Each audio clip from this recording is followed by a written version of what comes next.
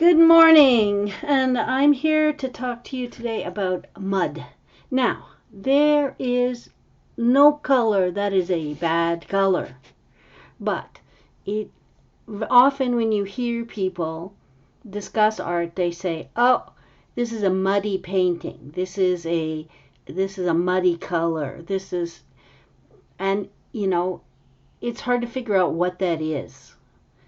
Um, And I want to talk to you about, kind of some illusions we have about paint and how we mix it together. Here is, a kind of, school time chart of the color wheel. Okay. Yellow and red make orange, right? We know this from school. Red and blue make purple, which we are going to work on today. And of course, blue and yellow make green. But of course, these things are in great gradations. And particularly when we are talking about paint, we can't take just any old, here's a more sophisticated color wheel. And here I show a little bit more, a bright yellow, a more subdued yellow, an orange, an orangey red, and a bluey red. And this is where we're going to work today. It's very difficult to find pigment that is pure color. It is always tilted in one direction on the color wheel or the other. And you have to develop an eye to see which color is in which direction it is tilted, because when you go to mix a color, it will affect what you have to mix with. Here are two reds, and actually in the camera they don't look particularly red. This one is a very is leaning very much towards the blue side, and this one is pretty close to pure red. I picked them because they're easiest. It's easiest to make the demonstration. Okay. But let's remember that when you're buying paint, you are always buying paint that is shifted in one direction or the other. So you're shifted towards the warmer side of the color wheel or the cooler side of the color wheel. You're shifted in this case slightly, very slightly towards the yellow.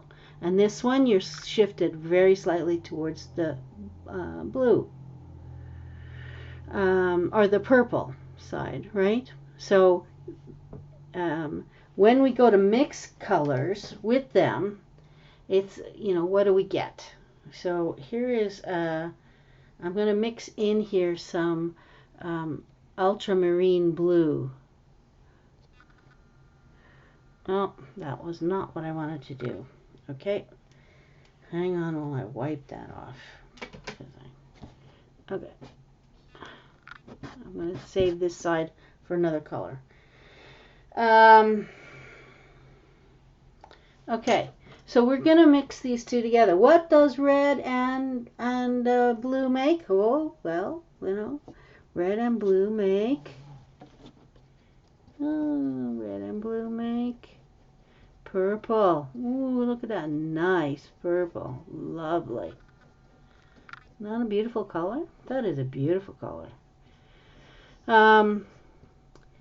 So, no problem. Right? No problem at all. Now, we are gonna, I'm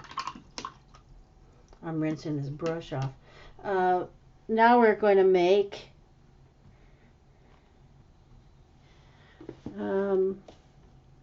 red and blue make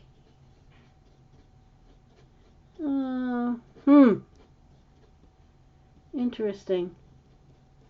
Purple? Well, sorta, maybe.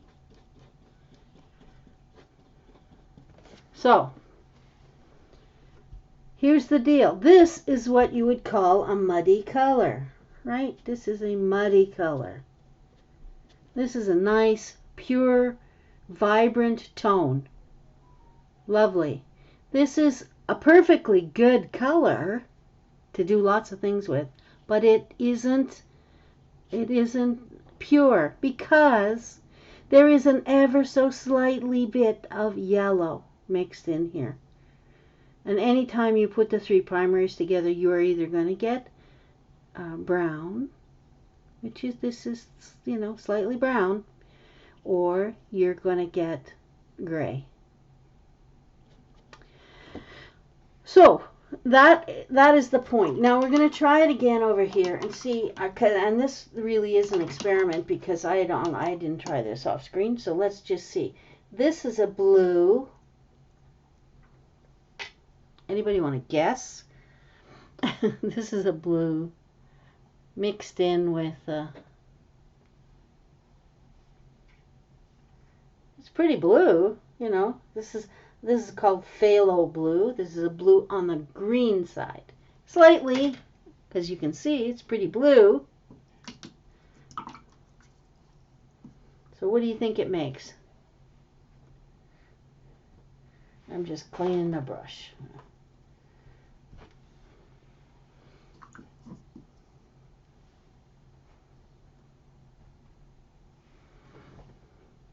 So what do you think it makes?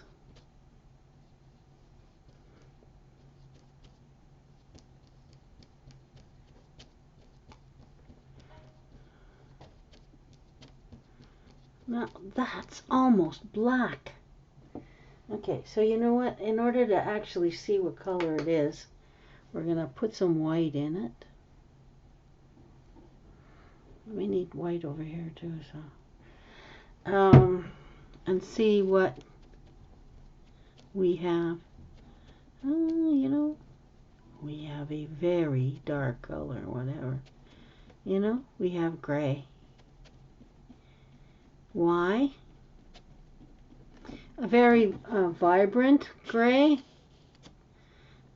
Maybe, you know, even if we add more red to it, it is gray.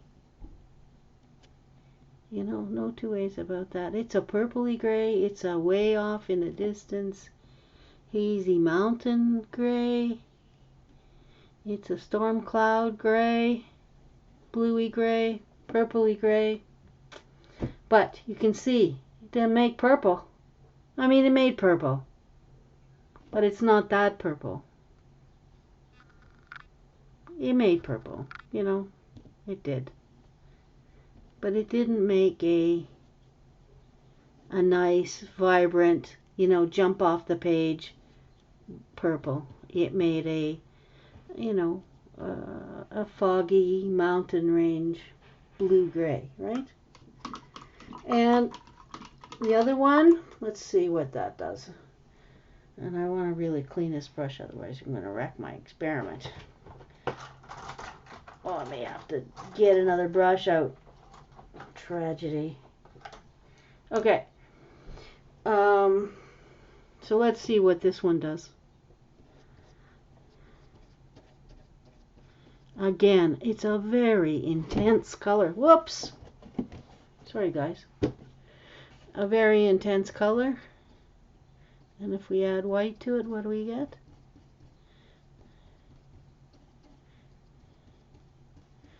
We're still getting blue. Phthalo is really an intense, highly pigmented color. It's hard to get a. This is a more interesting purple. But you can see the difference if you mix the wrong ones together. You can see the difference between, you know, this red, which is closer to the purple tone anyway. Remember here? So we have red close to the purple. It will make you a nicer blue. But if you mix it with the green blue, then you're going to get a grayed out color. Right? Anyway, that's what they mean by, this is what they mean by mud. anytime you have the three colors together in some combination, you will get a toned down color variation. It'd be great for a shadow. It'd be good for, looks like kind of like a faded something, but it won't be as vibrant a hue as some of these other colors, right? All right. So you have to think about that when you're mixing colors. And that will happen. It doesn't matter what end of the color wheel you're on. I picked it because it was very clear with this one, but it will happen here. It would happen easily here. If you get a yellow that is, a Hanta yellow, and you mix it with a bluey green, like that phthalo green, you are going to have, then you're going to make a very dulled out green, which may be exactly what you want. Exactly what you want. But you won't get a really intense hue. Okay? So that's all I mean by mud. Not bad. Not, it's not a bad thing. It's just a way of saying somehow you've managed to mix all the colors, the primary colors together, sometimes in the most minutest of quantities. And that will make a less intense hue. So now you have an option. You have an option to make mud. Very useful in some situations, like having a nice dulled out green, like an army green. It's that's a muddy color. An olive green, definitely a muddy color. But if we want to paint, what we want is, the lime green of spring leaves, you better make sure you're working with a very, very intense yellow. No orange in it at all. Okay? So that's all I have to say today. And I hope you enjoyed this, and I'll be back soon, I hope. Okay, bye.